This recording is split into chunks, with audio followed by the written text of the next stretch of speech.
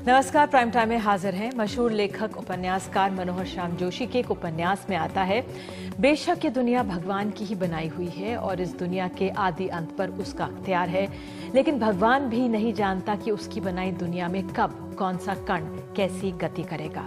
स्तंभकार आकार पटेल के लेख के अनुसार यही बात दुनिया की अर्थव्यवस्था के बारे में भी कही जा सकती है।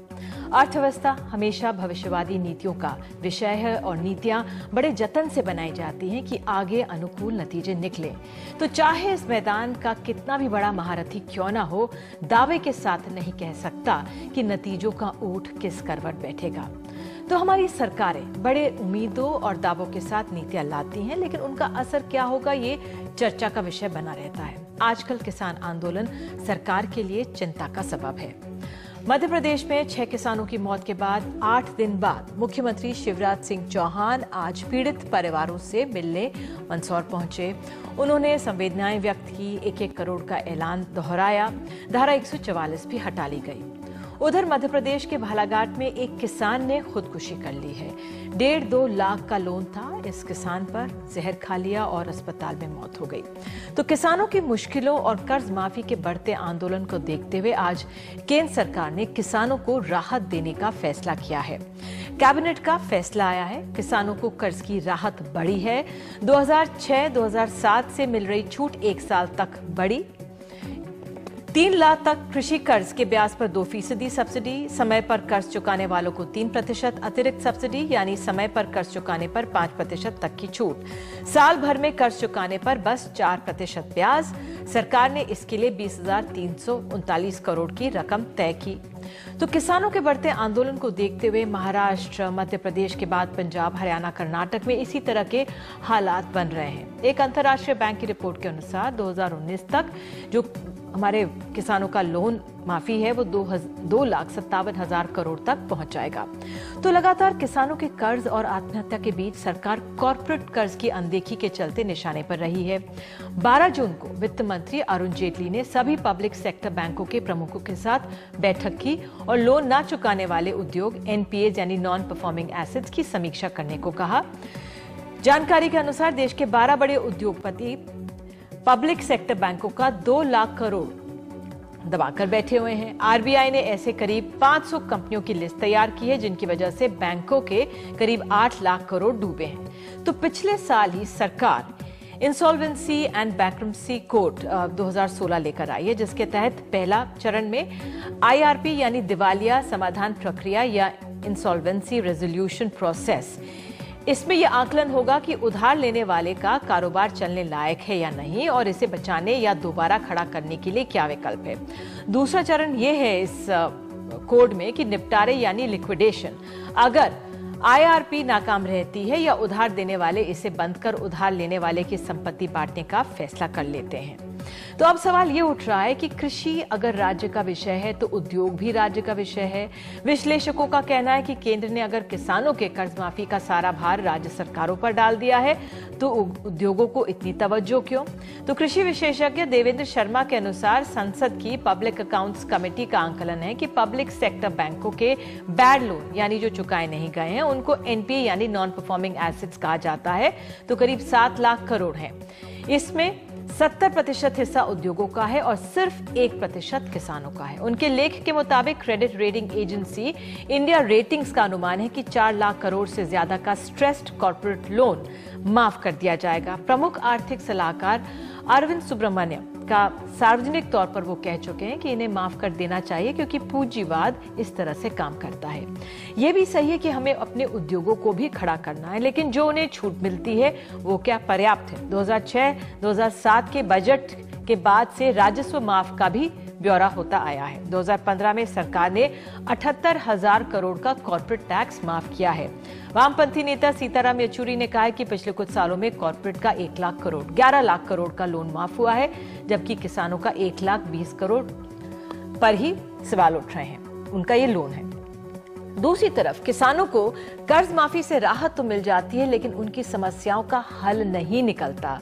2008 में यूपीए सरकार ने भी कर्ज माफ किया था, लेकिन इसके फायदे ज्यादातर किसानों तक नहीं पहुंचे थे, क्योंकि जो ज्यादातर जो लोन थे, कर्ज थे, वो निजी थे। देश में पहली कर्ज माफी चौधरी देवीलाल के समय 1980 के दशक में की गई थी। यूपीए ने 2008 में किसानों का कर्ज माफ किया था। तो कर्ज माफी कितना कारगर रही है हमारी अर्थव्यवस्था के लिए? क्या ग्रामीण इलाकों में सड़कें, गोडाउन, बिजली की सप्लाई, सिंचाई, कृषि शोध पर जोर दिख रहा है? समग्र विकास के लिए क्या क्या जरूरी है? तो आज हम प्राइम टाइम में समझने की कोशिश करेंगे, और इसके लिए हमारे साथ खास मेहमान आज हमारे साथ स्टूडियो में मौजूद हैं। आपको बता दें, हमारे साथ दीपक शर्मा, अखिल भारतीय प्रचार प्रमुख हैं स्वदेशी जागरण मंच के। हमारे साथ देवेंद्र शर्मा, कृषि विशेषज्ञ भी मौजूद हैं, और साथ ही हिमांशु, असिस्टेंट प्रोफेसर जेएनयू से पॉलिटिकल साइंस के, हमारे साथ यहाँ पर मौजूद हैं। पहले दीपक जी, मैं आपसे शुरुआत करना चाहूँगी। सरकार ने जो आज ये हमारे किसानों के लिए ऐलान किया है, जिस तरह से 3 लाख तक कृषि कर्ज पर ब्याज 2% सब्सिडी, आप जानते हैं, समय पर कर्ज चुकाने वालों को 3% अतिरिक्त, तो कुल मिलाकर 5% हो जाएगा। ये एक बड़ी राहत है हमारे किसानों के लिए, फायदा होगा इससे? ये ठीक है कि सरकार ने किसानों को राहत देने के लिए कदम उठाया है, ये स्वागत योग्य है। बेहतर होता कि ये आंदोलन से पहले आता, लेकिन जब भी उठाया इसका स्वागत है। निधि जी, कर्जा माफ करना, ब्याज में छूट देना, ये राहत तो हो सकती है, लेकिन यह समस्या का मूल समाधान नहीं है। समस्या का मूल समाधान है किसान की लागत घटे, उसको उसकी उपज का सही मूल्य प्राप्त हो। हम एक जिस डेवलपमेंट मॉडल में फंस गए हैं, अब देखिए कि उधर कॉरपोरेट है, वो डिफॉल्टर हो रहा है, इधर किसान है, वो कर्ज में डूबा हुआ है। उसे मैं डिफॉल्टर नहीं कहूंगा क्योंकि वो मजबूर है जी। तो एक जो विकास का जो मॉडल है, जो पूरी दुनिया जिसमें फंस चुकी है, और भारत भी अपनी कीमत पर उस फंसे हुए मॉडल को दोबारा विश्व में उबारना चाह रहा है। विश्व को उस पूरे मॉडल पे दोबारा विचार करने का ये समय है।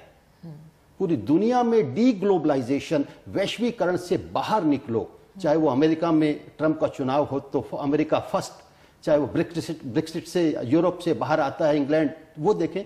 तो ये समस्या बड़ी है, सिर्फ कर्ज माफी के आलोक में इसे देखना ठीक है। बिल्कुल, तो आप कह रहे डी ग्लोबलाइजेशन करने का दौर है, भारत को खुद अपने अंदरूनी तरफ देखना चाहिए और अपनी एक नीति बनानी चाहिए, इस पर मंथन की जरूरत है। देवेंद्र शर्मा, आप किस तरह से देख रहे हैं आज जो किसानों के संदर्भ में तमाम डेवलपमेंट्स हुए, सरकार ने एक राहत का ऐलान भी किया है, आपका आकलन क्या है? क्या हमारे किसानों को वाकई इससे राहत मिलेगी? क्या उम्मीदें उनकी जगेंगी इससे?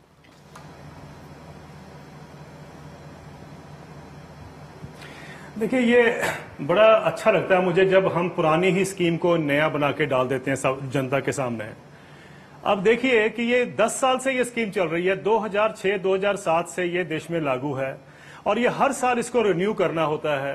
सरकार को मार्च 31 तक इसको रिन्यू करना था, वो नहीं कर पाए। अब जो क्योंकि किसान आंदोलन हो रहा है तो उनको समझ आया कि अरे ये भी करना था, तो ये तो 3-4 महीने वैसे ही लेट हो गया। कोई चीज नई नहीं है। 4% पे ब्याज जो है किसानों को पहले भी मिलता था और कई सालों से मिलता आ रहा है, तो इसमें नया कुछ नहीं है। लेकिन क्योंकि शायद हमारे बहुत से लोग देश में जानते नहीं है कि खेती में क्या हो रहा है, तो हमें लगता है कि बहुत बड़ा सरकार का ये सपोर्ट आ गया है, नया आ गया है, लेकिन इसमें कोई नयापन नहीं है। ये रूटीन हर साल ये होता आया है। एक बात तो हमें ये समझ और बढ़ा दी गई है। लेकिन दूसरी बात जो महत्वपूर्ण है कि भाई इससे एक चीज नजर,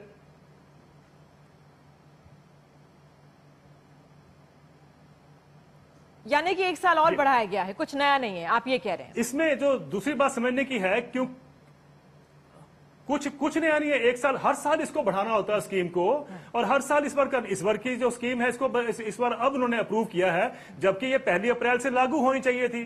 तो दूसरी बात यह है कि इससे एक चीज और समझ आती है कि सरकार कितनी कंसर्न है किसानों के बारे में। इसका मतलब है सरकार को चिंता ही नहीं है किसानों के बारे में। ये तो अचानक हो गया कि उनको ये आंदोलन हो रहा है, इशू हॉट है, तब उनको समझ आया कि ये तो 1 अप्रैल से लागू करना था, जो हमने नहीं किया। दूसरी बात यह है कि सरकार की एक, अभी आपने जो अरुण जेटली जी की बात सुनाई थी कि उन्होंने जो कहा है कॉर्पोरेट्स के लिए एक नया जो ये इंसॉल्वेंसी का भी नया एक्ट आया है जिसके माध्यम से कार्रवाई हो रही है। लेकिन बड़ी इंटरेस्टिंग बात यह है कि मैं देखता हूं कि जब किसान, अभी देखिए अभी पंजाब के, हरियाणा के, राजस्थान के सब आंदोलन करने के रास्ते पे हैं क्योंकि उनको कर्जा माफी चाहिए, पर मैंने कभी आज तक कॉर्पोरेट्स को कभी आंदोलन करते नहीं देखा। ये क्या कारण है कि उनके जो लोन है वो अपने आप चुपचाप उनके माफ हो जाते हैं, शायद सारी सरकार उनके सामने झुक के खड़ी होती है, उनके लोन माफ हो जाते हैं और किसानों को सड़कों पे आना पड़ता है। क्या ये विडंबना नहीं है? ऐसा क्यों है कि भाई सरकार ने एक कमेटी बनाई है कि 4 लाख करोड़ रुपया जो टेलीकॉम सेक्टर के लिए जो उनको बेल आउट करना है, उसके लिए तो सरकार ने एक इंटर मिनिस्ट्रियल कमेटी बनाई है जो अब उनसे बातचीत कर रही है कि कैसे राइट ऑफ किया जाए। कभी किसानों के लिए नहीं हो सकता? किसानों के लिए कोई कमेटी नहीं। किसानों के लिए वित्त मंत्री ने साफ कह दिया कि सब जो राज्य सरकारें हैं वो अपने सारे खर्चे को संभालें, हमारा कोई इसमें दखल नहीं है। तो सिर्फ कॉर्पोरेट में ही दखल है सरकार का?